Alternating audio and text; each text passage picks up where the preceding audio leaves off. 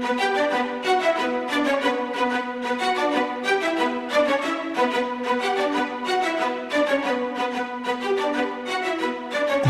Network presents Football Time. Hey, and welcome to the Football Time podcast. We're here with our man Dynamite David to continue our NFL draft special. We had our man Achilles Rain in the other day to do the NFC team needs. Now we have our man Dynamite David to go over the college side of things and do a breakdown on the college player rankings. Dynamite, are you ready to get into some college player rankings? Yeah, we're a little less than a week out, and I'm excited to see how it plays out. Yeah. All right. So we'll start out at the top. We'll go with the QBs. I don't think number one probably is too much of a leap here, but let's start out with your number one QB here. Yeah, the quarterbacks. Everybody's high on the quarterbacks this year. I think it's an okay quarterback class. I'm not quite as big on it as most of the mainstream media is, but you can't question number one, Trevor Lawrence. He's probably the most highly touted quarterback coming out of college for at least probably since Andrew Luck. And I think he even rates higher than Andrew Luck as far as pro arm and ready to go. Don't see too many weaknesses in his game, and we'll see what he can do with the Jags and Urban Meyer. Yeah, definitely. He's probably the best one I've seen since Andrew Luck came into here. We'll go past number one because I don't think there's really too much to say about number one. We've all seen him play. I think next is where it gets a little bit jumbled here. There really are three guys who people, have been spinning around in Trey Lance, Justin Fields, and Zach Wilson. I'm curious how you have those three guys ranked out here. Well, I'm a little I'm a little different here. I actually am a big fan of Trey Lance. I think he's the number two guy. You look at going into before last season, and everyone was talking about Trevor Lawrence and Trey Lance. Not many people were talking about Justin Fields. He left Georgia. Not many people were talking about Zach Wilson that much. He actually had a pretty terrible year the year before, missed some games due to injury. And I'm just I don't know. I think Zach Wilson got a lot of fluff this year, played a pretty manageable schedule, and in the big games, he didn't really show up. So for that, I'm going to give Trey Lance a little bit of credit, and I think he's the number two ranked in my list, followed by Justin Fields, and then at fourth spot, Zach Wilson. Yeah, I'm surprised Trey has dropped as much as he had, considering – I think we'll get into this when we get into the tackles too. Guys who really didn't get to play this year somehow seem to drop out of their ranking because coming into this, I think Trey Lance was pretty much the new number two guy across the board. Everybody, was raving about him at North Dakota State the year before, all his tools. And then, he didn't really get to play a season this year. They threw him into that one, random game out of nowhere, which I'm like, okay, we watched him all last season. We're going to judge him out of a random game when he hasn't been playing or practicing for, months and weeks. So I really do have Trey Lance as my number two guy too. I'm a bit torn between Justin Fields and Zach Wilson here. I see a lot of talent in Fields, but I just think that there's too much of this guy could be an absolute bust to, be a great quarterback, and you're taking too much of a leap there. And then Zach, I just don't know what to make of, he was really, really good, even, with the competition this year. But then you look at him the year before, I think we got a pretty close view of him in that Tennessee game 2 years ago, where I think everybody was like, this is the worst quarterback play we've ever seen between our team and their team. Now, he did make the one throw to end up winning the game, but this leap he's made, and now all this fluff he's getting for his, crazy arm. I'm just surprised that he's going to, now go number two. But I just really don't know where that jump came from. But I think I would have Zach Wilson ahead of Justin Fields, just because I think they're at least I've seen more from Zach this year than I saw for Justin this year. I think the way I look at it, I think Zach Wilson's probably got a higher ceiling, but he's also got a lower floor. I think Justin Fields, you kind of know what you're getting, but it might not be what you need. He could roll in there and just be an average, mediocre bust 2-3 years down the road. Zach Wilson, he could be a bust right away, or he could be a shining star. He's a little bit more of a risk, I think. Yeah, it doesn't help that he's going to end up on the Jets. So, I'd actually really like to see Trey Lance with that Jets team. I think I like Trey Lance's arm, and I think he's big. He's probably hopefully going to be able to avoid injury, but I think the Jets are locked in on Zach Wilson. yeah, so do I. All right, we'll get to probably the biggest leap jumper of the whole group, and Mac Jones, who now is supposed to go 3. We touched on him a handful of times during the season as where do we put his overall like NFL value, because it really was hard to judge, because really going into the season beforehand, we were trying to make the other Tua take over his job, and then we were trying to make Young take over his job, and now all of a sudden he's going to be the number 3 pick in the draft. So I'm curious how you have Mac Jones ranked. Yeah, I've got him down at 6. I've got Kyle Trask jumping Mac Jones in my rankings. I think Trask has been in. I think a lot more pressure has been put on him. He led the league, led the nation in touchdown passes last year.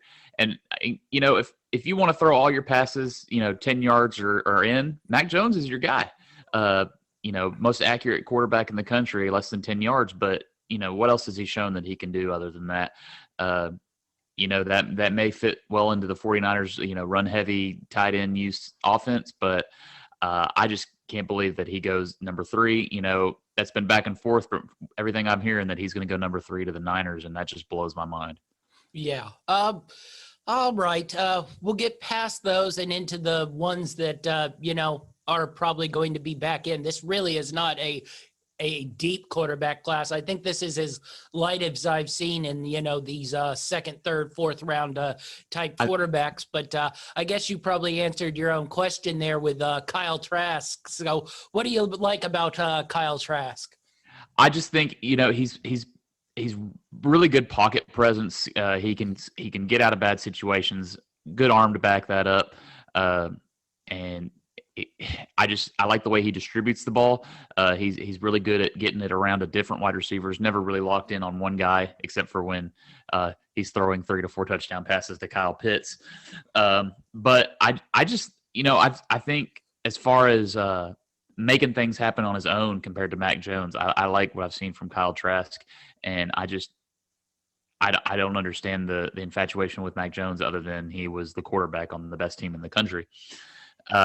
Past that, rounding out my top 10, I've got Davis Mills at 7. He was a big-time guy coming out of high school, but rough injuries and didn't have a whole lot of starts, but he's pretty solid, and he's got that NFL body. And then after him, I like Jamie Newman actually over Kellen Mond. I think he did actually pretty solid at Wake Forest, and I'm not infatuated with Kellen Mond. I think that offense doesn't really translate very well to what you're going to see in the NFL. And then rounding all off, I like Shane Buechele at number 10 at SMU. Beat Notre Dame at Texas, transferred to SMU, played pretty solid there, but that finishes up my top 10. Yeah, the only really one that I like in the, outside the elites is probably Jamie Newman. It's sort of a shame we didn't get to see him play at Georgia this year because I thought he really would have made a leap into there. I watched him a lot at Wake Forest because I liked betting those Wake Forest teams in years past because nobody thinks Wake Forest is good at football, and they were sort of good at football at that point in time. So the only one I really think I think might have a possible chance of one day really maybe being a starter consistently would be Jamie Newman. I think I have no faith in Kellen Mond. I think we watched him play for 5 years, and he was hot and cold in college. So why would he all of a sudden not be all that great in the NFL? Davis Mills, you've seen some things, but I think that's been the Stanford quarterback essentially the last 10 years. There have been games where you see it, and then you see games where he throws 5 picks, and you're like, well, And, Shane Buechele, I think the talent's there, but he couldn't even hold his job at Texas, so that makes me a little nervous. It's like we said, you get past the top 5 or 6 in this quarterback draft. There's really not much. You can find a rough, maybe solid backup, and then he comes in and we'll see. But I think past those top 5 guys, there's no real starters here. Yeah, definitely. So, all right. So we got past the quarterbacks. We're going to move to the running backs, and I am really, really surprised at how down everybody is on the running backs this year. I love this running back class. I talked to Achilles the other day about it. I was like, would I take a running back in the top 10? No, probably not. But once I get to around 15, especially in this draft, I'd really start to look at, some of these guys, and I'm just shocked that they're so far down. Some places don't even have these guys going in the first round, and I'm like, once you get there and your team is pretty much filled with this deep running back class, there are a couple guys who you don't have in your top 10 who I think could even, be able to at least be solid third down backs in the league. So I'm curious, you got definitely the 2 guys, Najee Harris and Travis Etienne in here. So what do you like about those 2? Yeah, I'm a big fan of Najee Harris. I think he's going to be special. He's been consistent. He's stayed healthy, and I think he could be a game-changing 3-down back coming in ready to go on any team. And I think he should be the first one off the board. I was kind of shocked when I went to PFF.com and saw that they have Javonte Williams number 1 over him and Etienne. I'm not sure on that. I've got Javonte Williams down at number 3 past those 2 because I think Harris is a game changer. And I think if you find a team that's got a solid offensive line with a little bit of weapons, he could fit in really, really well. Yeah, definitely. I think I'd lean a little more Travis Etienne over Najee Harris, but that's really a hard call. That's just mostly because we've seen a lot more of Travis Etienne than Najee Harris. We've really only seen Najee Harris play for one real full season where he's not splitting carries with a bunch of guys.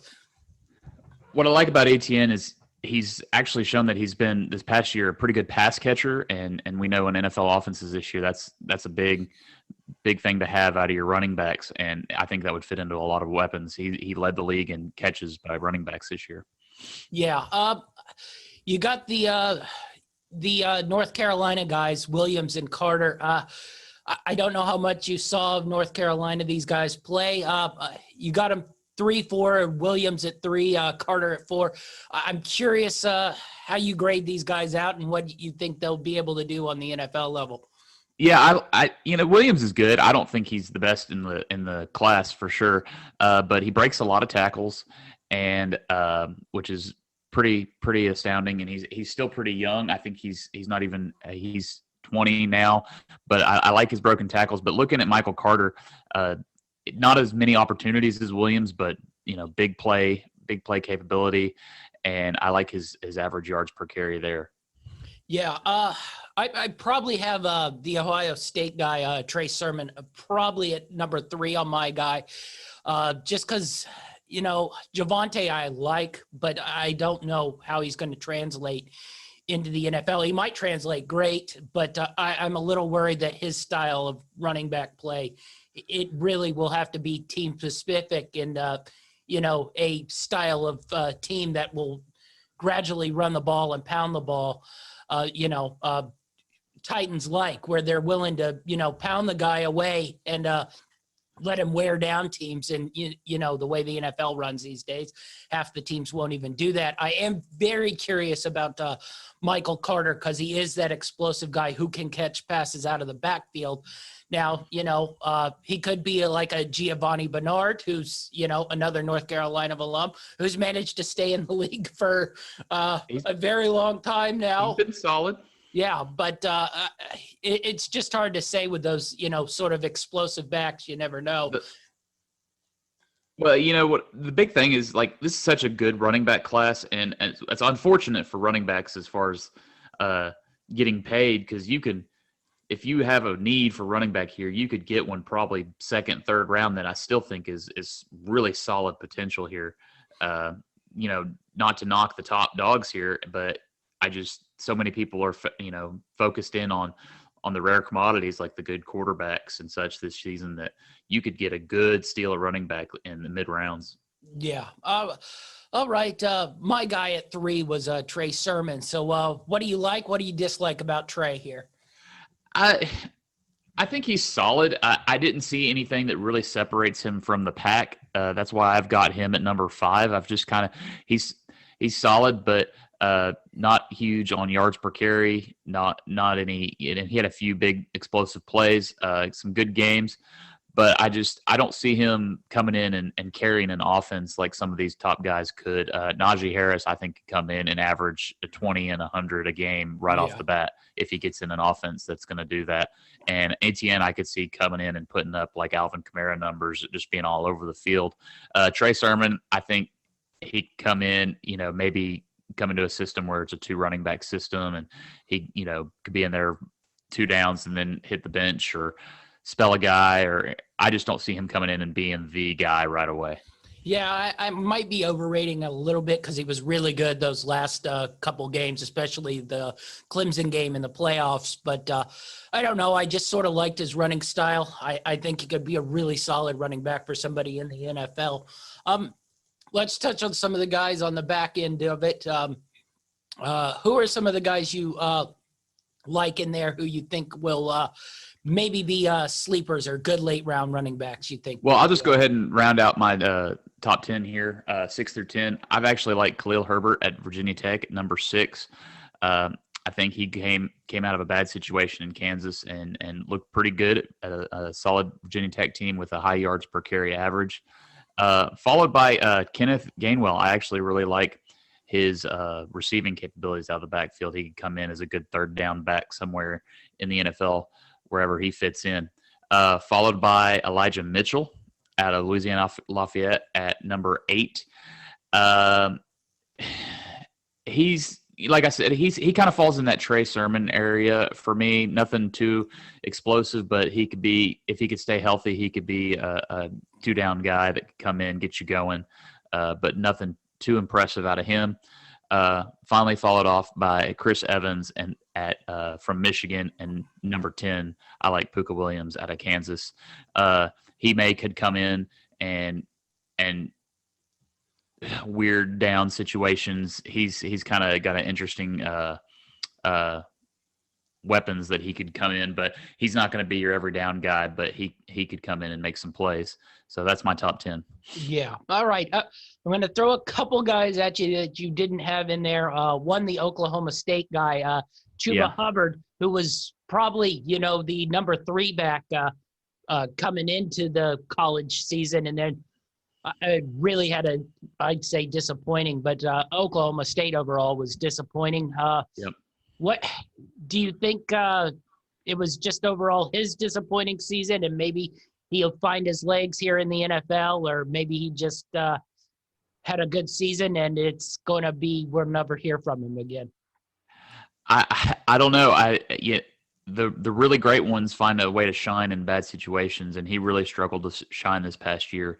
And I don't know where he's going to fall in the draft. I'd see he's probably 4th rounder later, to be my guess. Yeah. Just compared to some of these other guys, I don't think he's going to be the one. So he may go into a situation and get down on the depth chart, but as we know, running backs go down pretty quickly, and he may get a shot. So we'll see. I think he's just the result of a poor season this year that's kind of hurt his stock. Yeah. And the last one, I'm going to go with one of your guys out of the MAC, Jarrett Patterson out of Buffalo, who, if you look at rushing totals, probably should be the greatest running back of all time. But so what do you make of Jarrett Patterson? Do you think he can find a niche here in the NFL? Honestly, I really couldn't tell you. I don't know how that difficulty his defenses he was going against would translate to NFL size and speed. I don't know if he could. He was really good at just running it right up the gut, and I don't know if he's going to be able to do that against these NFL lines. But it could translate to the NFL. He'll get a shot, but again, I think he's going to be someone that someone just takes a chance on late in the draft. Yeah, I'm rooting for him to be good. I'll be the first one to get a Jarrett Patterson jersey if he can find a way to make it in here. I think he'll definitely get somebody. Will take a chance on him late, but I don't know how late it'll go. It could be 6th, 7th round. You touched on it. His style of running back, he's a real pounder. He doesn't have a ton of out and out speed. And I think if we know anything, those defenses in the MAC were a little porous at times. So it's really hard to get a judge. But I think anyone who goes for like 10 touchdowns in a college game, no matter what it is at least worthy of some mention. But we'll go to the wide receivers here. Pretty deep. Class here, but I think the way football is gone, wide receiver is always going to be a deep class until we have a little bit of a offensive shift again. But I think people are definitely have different thoughts on who the best wide receivers are. So what are your top 3 wide receivers? Let's go there. So top 3, I'm going to start with Jamar Chase. I don't see any reason why he should drop off as the number 1 wide receiver. He was incredible before last season, and he's spent a whole year doing nothing but conditioning his body and training for the NFL, not taking any hits. I think this guy is going to be ready to go, and I think he's going to be the first one off the board. But he may fall out of the top 5. I think he's going to go to the Dolphins at 6, but we'll see. After that, this is one where a lot of people have these 2 guys switched, but I'm really big on Jalen Waddle here as number 2. I like Devontae Smith. He had a great year, Heisman candidate, but I think before he got hurt, Jalen Waddle was the guy at Alabama, really good at the deep ball. And I just don't know if Devontae Smith's size is going to hold up as a number 1 guy in the NFL. So I'm going to take Waddle. And then I think Smith is the number 3 guy behind him. Yeah. I really like Devontae Smith, but I like him because I think I know he'll be a good NFL. He might not end up being a 1, but I don't think he's like a complete bust and you end up, like a Laquan Treadwell, type thing where you're cutting him 3 years into it and you've never even seen him. Now, I don't think Chase will be that bad a bust, but Devontae Smith is going to be a good receiver. Now, he might end up being, a number 3 receiver, but he will be somebody who can maintain his roster spot for years to come. So I really like Devontae Smith. Then I'd probably go Chase and then Waddle. The only thing I worry a little bit about Waddle was that was a pretty bad ankle break, and he's really based on speed. So I mean, you probably shouldn't, overrate it. Somebody just on an ankle break that young, they're probably able to recover, but somebody based so much on speed, it makes me a little nervous. But so you have Chase, Waddle, and Devontae Smith. Then it's a bit of a mixed bag there between about 4 through 10. People like many different things. Who do you have as your number 4 guy? I like Elijah Moore out of Ole Miss. I don't know if it's just my love of A.J. Brown and the physicality of these Ole Miss wide receivers that have come out of late. But I think if you want a guy, first and goal, second and goal, and you need a guy to go up and get one in the end zone, I think Elijah Moore is going to be your guy. And honestly, I think he fits a need for my Titans. I'm hoping maybe he could fall to them. I think he's going to go around their pick, so we'll see. But I like him over Rashad Bateman out of Minnesota. I've got Bateman at number 5. But we'll see.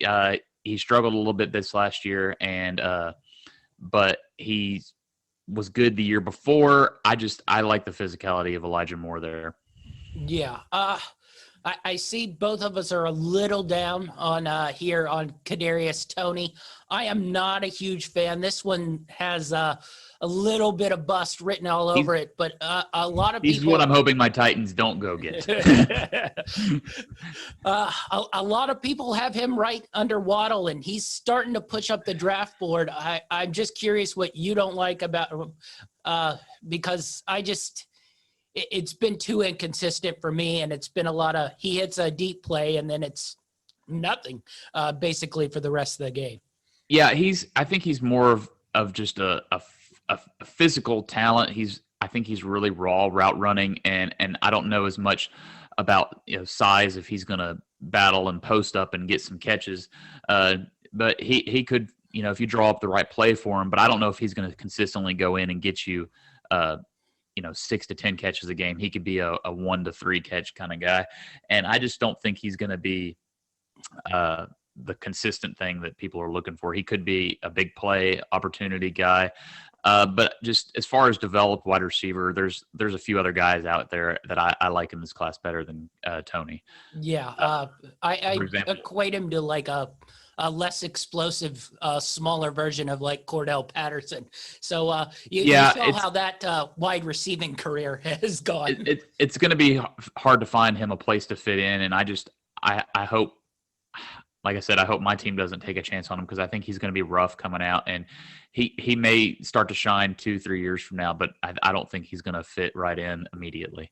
Whereas I think guys like Elijah Moore and Terrace Marshall out of LSU are both ready to go. And, LSU's been producing great wide receivers. They've got Jamar Chase, but I think Terrace Marshall is going to be really good. He's filled in for Justin Jefferson this last year pretty solid, and I've got him at my number 6 position before Tony at number 7. Yeah, the only other guy I really wanted to touch on was Rondell Moore, who's I know you did. He's your guy. He's my guy. Now he's had 2 really sort of injury-plagued seasons. That begins to become really scary for a guy of, his size. Yeah. I mean, his explosiveness is something ridiculous. You could be drafting him and you could get Tyreek Hill, or you could be drafting him and you could get Peter Warrick here. So I'm just curious, where do you think someone should take their probably chance on somebody like Rondell Moore? I think he's probably a mid to late second round pick. Just with his injury history and his size, I think people are going to be afraid to pull the trigger on him. But I think he's talented, but we'll see how he comes back from those injuries.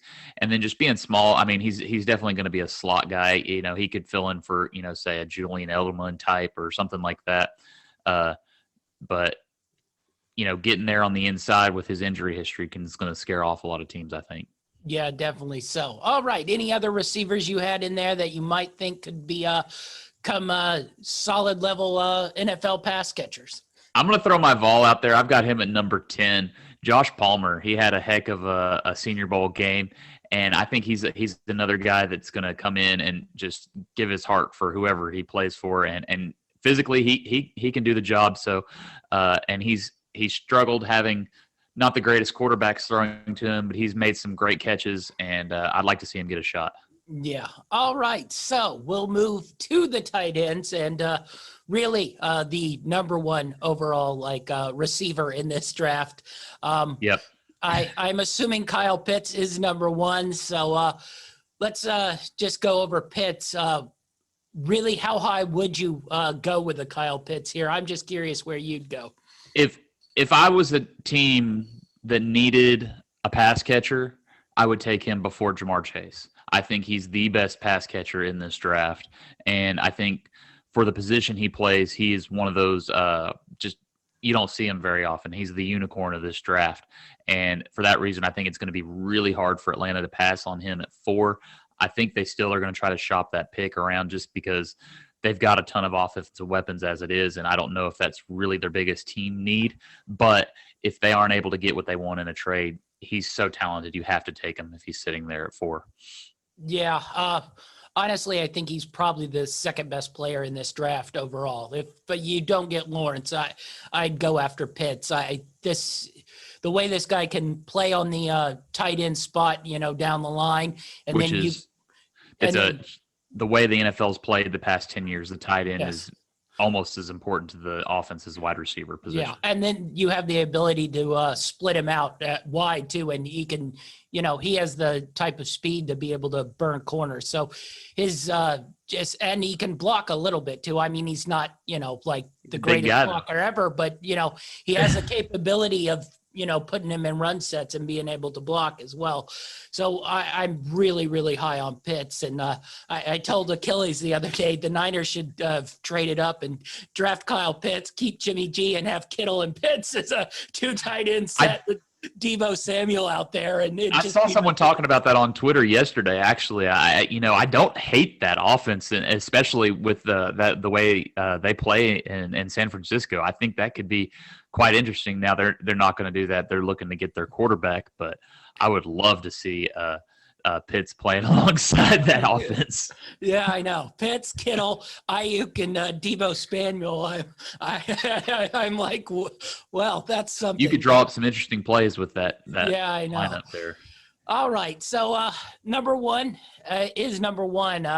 This class really drops off Kyle Pitts. This is not got a lot of good blockers this year. Yeah, this is not a deep tight end class at all. But why don't you give us your top other guy rankings in here?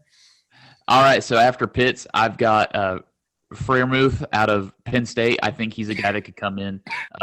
Could be a solid fullback. He's big guy, maybe a good goal line situation guy. I think we're going to see that a lot here out of these tight ends. After him, I've got Tommy Tremble out of Notre Dame. He's also a really solid blocker. Got the highest run blocking grade as a tight ends last year. Hunter Long, Boston College product. They produce a lot of good tight ends, and he's actually a little slimmer than some of these other guys. Maybe a solid pass catcher. So he's one that's not a blocker. After him, I've got Briley Moore Jr. out of Kansas State. Brevin Jordan, I think he's a guy you've been big on out of Miami. But I don't know. I don't know if he's going to fit an NFL tight end spot. He's really more of a fullback, running back type. So they may could bring him in at fullback and run him in pass situations. After that, I've got John Bates out of Boise State, Noah Gray out of Duke, Kyle Granson out of SMU, and finally Matt Bushman out of BYU.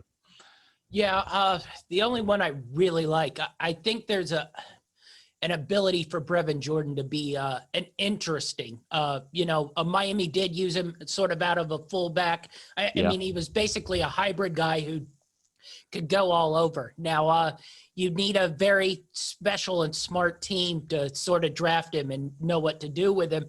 If he could end up at a Patriots or something where, they're a little bit more thinky and everybody is not just, it's position. He's a pretty good dump down guy where you could have him in a situation where just the quarterback gets in trouble, drops it off to him. He breaks a tackle, can get you, 5 or 6 yards. But I don't think he's really shines as a weapon of any type at the moment. No, I don't look at him as a weapon. I mostly look at him as sort of a unique hybrid. If somebody is smart and can think outside the box, he could be a pretty useful player, especially since you mentioned he can go out of that fullback set. He can line up at tight end. He's not blazing fast, but he could, get into that slot position and use his size to get inside a little bit. The other one, I sort of like John Bates out of Boise State. Really big size, pretty decent player when I watched him at Boise State. Decent speed, could get away from things. So I think maybe he could be a little bit useful in this tight end draft. But overall, this is really more of a blocking class. And I don't think anyone really breaks out of here that isn't Kyle Pitts. All right, let's move on from the pass catchers to the line. Let's go to the offensive lineman here. And I'm assuming you have Penei Sewell as your number one tackle. Now, he's had a bit of a drop in this draft. I think like Trey Lance and a couple other guys who didn't decide to play the season for some reason have dropped down to this draft board. And now we're looking at him dropping into maybe 7 or 8 territory. And then some I saw also had Rashawn Slater ahead of him. Now, I think Slater's a solid tackle, but I mean, the year before we were all in love with, I mean, if he had left after his, sophomore year, he would have been one of the top tackles taken, but because of rules where he couldn't leave and then the COVID hit, he sort of gets screwed over and now has dropped down the draft board. But I'm curious about your offensive tackle ratings. Sewell, I think the Bengals are foolish if they pass on him. I think Joe Burrow needs that protection. They've got to get that protection. I don't think going out and getting Jamar Chase, Burrow's buddy, at 4 is going to help Burrow from getting just destroyed. And I mean, he already blew his knee out 1 year in his first year. So he's going to need some protection. I think Sewell's that guy. I think he's a guy that's going to come in and be the guy for 10 years anchoring somebody's offensive line. And I just don't think he's a guy you pass on. I've actually got my interior and offensive line and my tackles ranked together. So I've got all my offensive linemen together in the top 10. But I've got Slater number 2. I think he's solid and just really kept a lot of pressure off his quarterback. And then I've also got another tackle, Christian Darrisaw, as my top 3 out of Virginia Tech. And I think he's another good potential big 315-pound guy. And I think didn't allow a sack this year. So I really like that.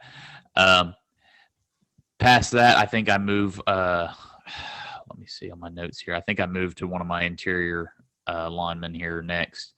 Out of USC, the Elijah Vera Tucker. I think he's not got the size to play on the exterior, but every line needs a good guy in the middle, and I think he's got a great pass blocking set, which most NFL teams are looking for. Yeah, if I was the Bengals, I'd definitely take one of those tackles. I don't care which, but I'd solidify that offensive line as best you could. I mean, we talked about it. That the receiver classes every year have been loaded for probably the last 3, 4, 5 years. So, I mean, if you need a receiver next year, I'm sure there will be plenty of receivers to go grab you just need to shore up that line and protect Joe Burrow if you want Joe Burrow to be a healthy, functioning quarterback in this league. And I tell you what, and you can even go later in this tackle class. Not too many interior offensive linemen in this class, but there's a lot of good tackles. This is a really good year, but Sewell's definitely stands alone up there at the top. But down 2 through 6 on these guys could all go in and be starters right away.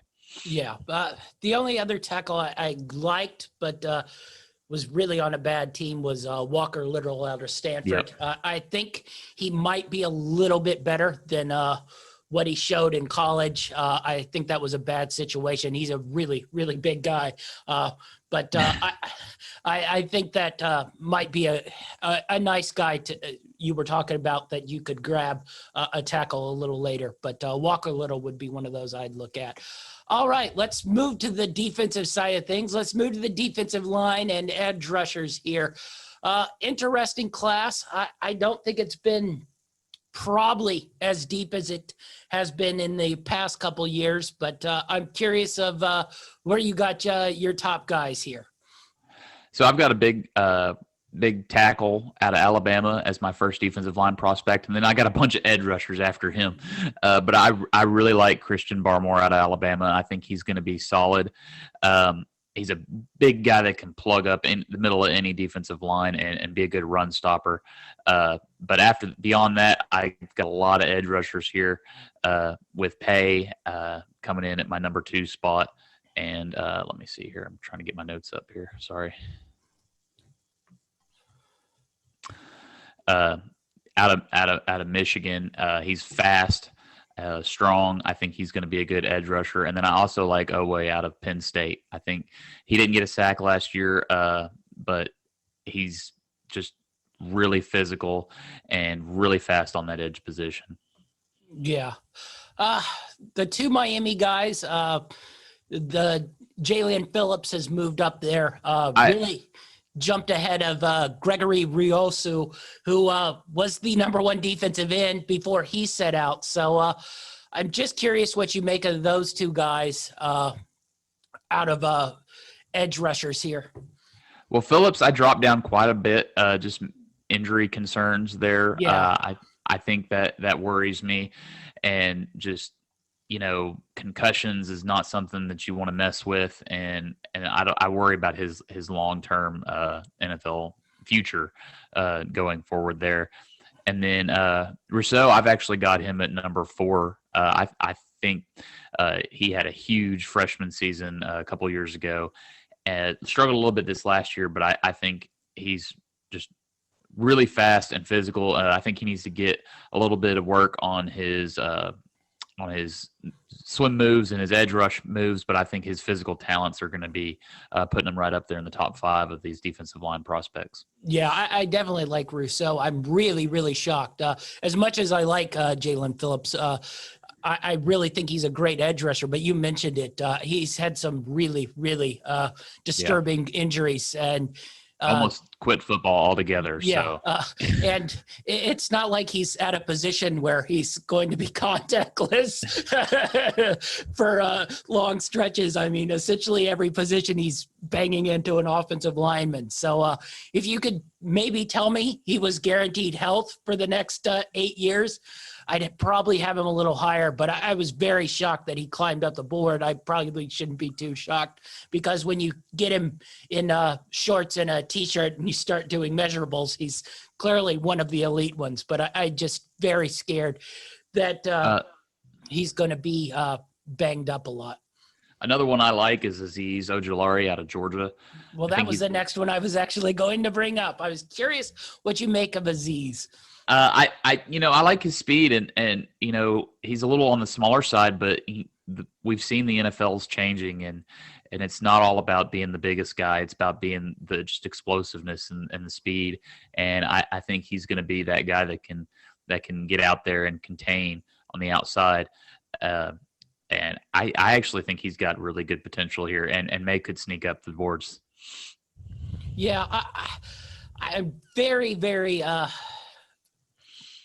I can't make my decision on Azeez totally, because his overall just raw explosiveness, him getting off the ball, is really, really impressive. But I think you saw it in like the Bama game and stuff. If you get that big offensive lineman, he doesn't have a whole lot of moves other than his, overall raw explosiveness and speed. But I mean, you've seen it in guys like Bud Dupree, who also didn't have a ton of moves, but is ridiculously fast. If he gets in a system like the Pittsburgh Steelers, I think he could be really, really successful overall. Are there any other defensive linemen, edge rushers you want to touch on, you think Mike could spring in here? Not really a whole lot. This is actually probably one of the leaner defensive line classes in a while. Like interior defensive line is really lacking this year. It's mostly edge rushers. But like I said, that Christian Barmore, I think he's the one that stands out as far as interior defensive line. But other than that, I think once you get past Azeez Ojulari, it becomes a little bit of just future potential. Basham Jr. out of Wake Forest is good for a really large guy, but you want to see a little bit more explosiveness out of that. I don't know if he's got the speed, but he's definitely got the size. Past that, it's just a little bit of just whoever you think fits your system a little bit better. They are all ranked pretty closely together as far as their grades, but not a really deep class for defensive line. Yeah, definitely not. All right. We'll move to the linebacker class, which actually I really like this year. I think there are some guys in here, but linebacker, much like running back, is sort of dropped down a little bit. People aren't quite as in love with them now. A lot of that is because, most people sit in nickel and dime sets the whole game now, and there aren't always too many linebackers on the board. But a couple of these guys I really, really like. So what do you got your linebacker ratings at? Yeah, number one, Micah Parsons out of Penn State. I think he's special. I think he could potentially go top 10. We'll see how everything plays out, but he's the guy that can come in and just be a leader on a defense that he goes in. He does it all. He's always finding the ball. He's involved in every play, and he can also rush the passer. So I think he's far and away the best linebacker in this class. Yeah, definitely. Well, I really, really like the Notre Dame guy, Jeremiah. Let's see if I can get this out. Karamoa and Koramoah. I really like this guy, and I like him because he's sort of he fits into this style of football where he can play a nickel spot. Yes, he can pretty much do everything. You can put him anywhere on the field, and he can adapt. Where you got these other linebackers who are a little more old school, typical linebackers. So I really, really like this guy. Now, the thing with that is, you still got old school defensive coaches who might not quite understand how to use him. And if you just stick him in the middle of the field and tell him to be a linebacker, it might not work out quite as well. But I think teams are getting a little bit smarter with that. You saw that with the Tampa Bay Buccaneers, and you see that with like the Seattle Seahawks and like Jamal Adams and stuff, where you got these guys who can just sort of fly around and you just put them in the spot where you need them to be and they can cover. So I really am high on that guy. And speaking of coverage, I'm actually big on Zaven Collins out of Tulsa.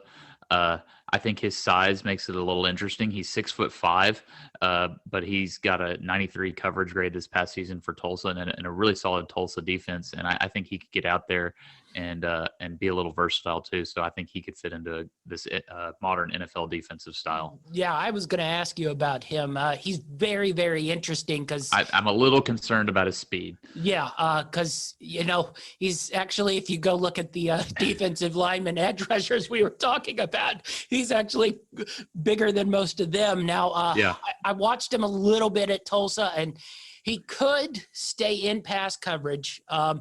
But I mean, that's pass coverage in the college game. It'd be very interesting to see how he adapts to that sort of stuff in the NFL when he's matched up against really, really, elite level tight ends, elite level, slot receivers and stuff like that.